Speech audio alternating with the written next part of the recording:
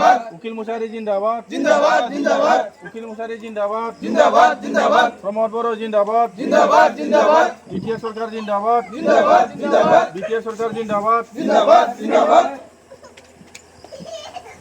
भावरागुरिनि खोला घनापारा गामियाव प्राय 20 नखर दिनै जोंनि दोलोआव हाबफैदों आरो बिथांमोना जोंखौ लेंहरनानै सयसाय हाबदों।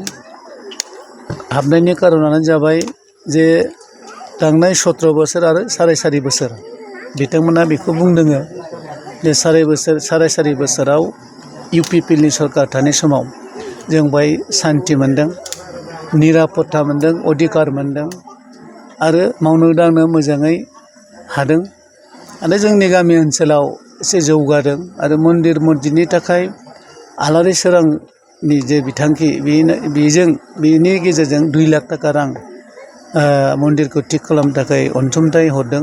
बेनि थाखायबो बिथांमोना बाख्नायदों आरो जोंनि दानि बिटिआरनि गाहाय मावफुं सोद्रोमा प्रमोद बर' बिथांनि खामानि मावनाय, बिथांनि जे लिडारशिप होनाय जे 4.5 बोसोराव जेबाव खुनु गन्दगल गैया, गासिबो हारि माहारिफ्रा खौसेथियै जे थानो हादों, मिलायलायदों, रायलायलायदों, बेखौनो नोजोर बोनानै बिथांमोना दिनै इउपिपिएलखौनो आबार नैबे इलेक्सनाव सरकार दाहोनायनि मोनसे साननानै बिथांमोना दिनै दले बले जोंनि दोलोआव हाबफैदों।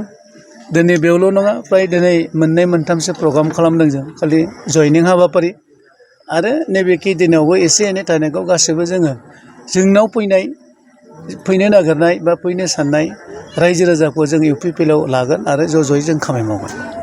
नुनो मोनबावदों बेवहाय नोंथांमोनहा मानो चेक होफैदों? जे आलारि सोरां बिथांखिनि चेक होदों।